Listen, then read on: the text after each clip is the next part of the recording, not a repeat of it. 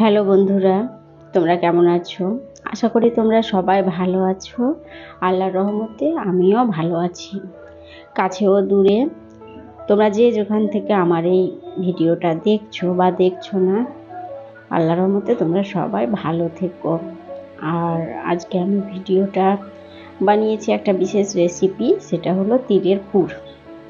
তো সেই তিলের পুরটা আমি কিভাবে তৈরি করি সেটাই আমি তোমাদের মধ্যে শেয়ার করতে চাই। তো এই জন্যই ভিডিওটা তৈরি করলাম। তো তোমরা প্রথমেই দেখলে যে ভিডিওর শুরুতে আমি তিলটা 2-3 বার ভালোভাবে ধুয়ে নিলাম। তো এইভাবে ধুয়ে নিয়ে একটা ছাঁকনির সাহায্যে আমি ওপর ঢেলে নিয়েছি, আর তলাটা থেকে গেছে। তো এইভাবে করে নিলে তিলের তিলের মধ্যে যে বালি কাঁকড় থাকে, তো সেগুলো তলায় পড়ে যায় আর তিলের সঙ্গে মেশে না। এর ফলে তিলের যে পুরটা তৈরি হয়, তো সেটা খুবই সুন্দর হয়। আর এটা যেহেতু আমাদের ঘরের তিল, আমার বর দিয়েছিল এই তিলটা। তো এগুলো ঘরে যখন ঝাড়াই মাড়াই করা হয়, তো তার মধ্যে বালি কাঁকড় মিশে যায়। তো এইভাবে আমি যখন 2-3 বার ভালোভাবে ধুয়ে ওপর থেকে ঢেলে নিই, তখন তলায় এর কাঁকড় বালিগুলো পড়ে যায়। দেখো বন্ধুরা, আমার তেলগুলো কি সুন্দর ভাজা হয়ে গেছে, আর এই একটা কি সুন্দর ব্রাউন কালার এসছে। তো তেলটা দেখতেও ভালো লাগছে। তো আমি এখন এটা মিক্সির হোল্ডারে দিয়ে, বড় হোল্ডারটাতে দিয়ে আমি তেলটা গুঁড়ো করে নিলাম। আর এটা আমি বেশ সুন্দরভাবে গুঁড়ো করে নিয়েছি। তো এখন আমি এটা কড়াইয়ে ঢেলে নিচ্ছি। তো কড়াইয়ে ঢেলে নেওয়ার পর আমি যে তিলের পুর তৈরি করব, তো তার জন্য আমি এতে দিয়ে দিচ্ছি কিছুটা গুড়, কারণ গুড় দিয়েই তিলের পুরটা সুন্দর তৈরি হয়।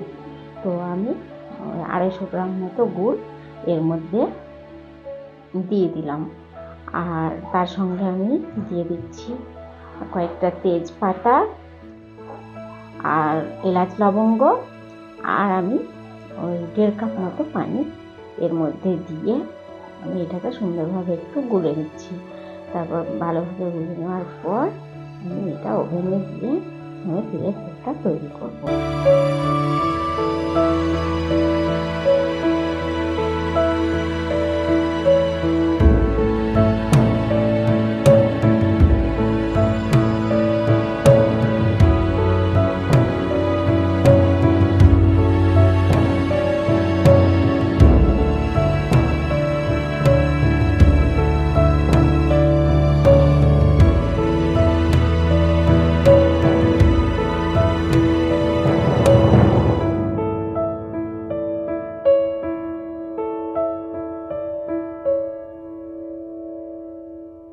এখন আমি চলে এসেছি ওভেনে। তো ওভেনে আমি তেলটাকে বসিয়ে দিলাম, আর এটা যতক্ষণ না গরম হচ্ছে আমি এটাকে ভালোভাবে একটু নেড়ে নেড়ে গুড়টাকে ভালোভাবে গলিয়ে নিচ্ছি।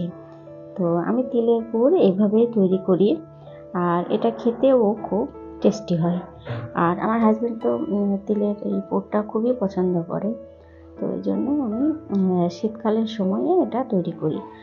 আর এর জন্য যে তিল, তো আমি এই তিলটা অবশ্য মার্কেটেও কিনতে পাওয়া যায়, কিন্তু আমি কখনোই কিনি না, কারণ আমার দুটো দিদির যে জমি আছে, তো জমিতে এই তিলটা প্রতি বছরই ওরা জমিতে ফলায়, আর আমাকেও কিছুটা পরিমাণ দিয়ে থাকে। তো সেই তিল দিয়েই আমি এই তিলের পুরটা তৈরি করি। তো এখন আমি এটা ভালোভাবে নেড়ে নেড়ে তৈরি করে নিচ্ছি। আর দেখো, এটা সুন্দরভাবে ফুটতেও লেগেছে। তো আরও কিছুক্ষণ একটু ভালোভাবে নেড়ে নেব। আর নেড়ে নেড়ে যখন এর মধ্যে বড় বড় বাবলস আসতে শুরু করবে, তখন আমার তিলের পুরটা রেডি হয়ে যাবে। তো দেখো বন্ধুরা, আমার তিলের পুরটা রেডি হয়ে গেছে, কারণ এর মধ্যে বড় বড় বাবলস আসতে শুরু করেছে, আর এটা অনেকটা পরিমাণে কমেও গেছে। তো এটা আমার রেডি হয়ে গেছে। তো এখন আমি ওভেনটা বন্ধ করে দেব, আর কিছুক্ষণ ছেড়ে দেব ঠান্ডা হওয়ার জন্য।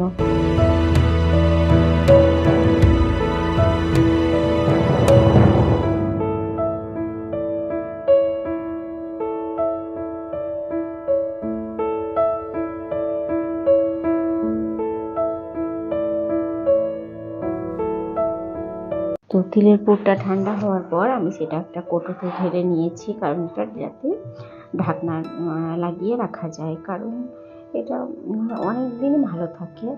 তবু এটা 1 সপ্তাহের বেশি মানে যাবে না। আমি যেহেতু অল্প একটু পরিমাণে করেছি, তো এটা 2-4 দিনের মধ্যে শেষ হয়ে যাবে।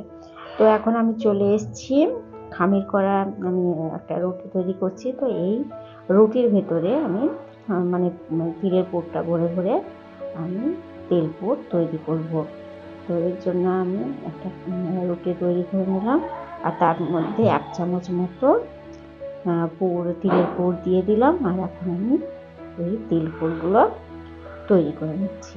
তো এইভাবে একটা কৌটোর মানে ঢাকনা দিয়ে এইভাবে কেটে কেটে নিলে খুব সুন্দর তিলের পুর তৈরি হয়।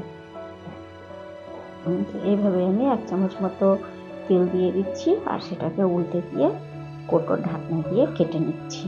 তো খুব সুন্দর তিলের পুর তৈরি হয়ে যাচ্ছে। আর এটা খেতেও খুব সুন্দর। বিশেষ করে শীতকালে এই সমস্ত পিঠেগুলি একটু খেতে ভালো লাগে। তো আমি বাচ্চাদের জন্য এগুলি প্রায়ই তৈরি করে থাকি। তো একইভাবে আমি পুরগুলো তৈরি করে নিচ্ছি একের পর এক।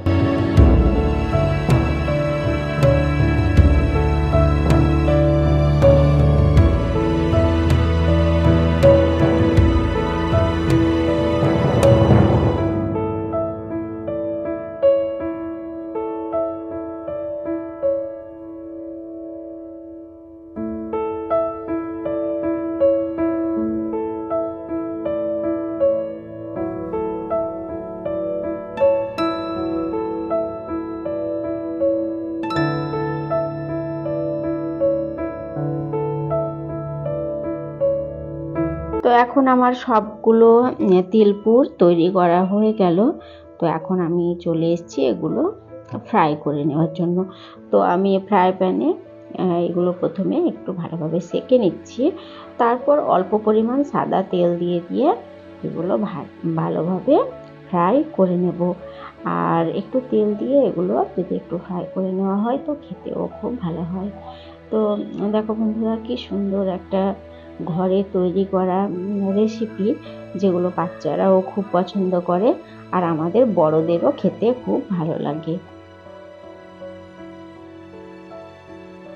তো বন্ধুরা দেখো, আমার মানে বেশ কয়েকটা তিলপুর তৈরি হয়ে গেল।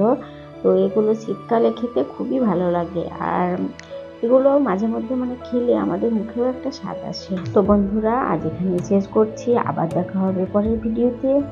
থ্যাংক ইউ, বাই বাই, আল্লাহ হাফেজ।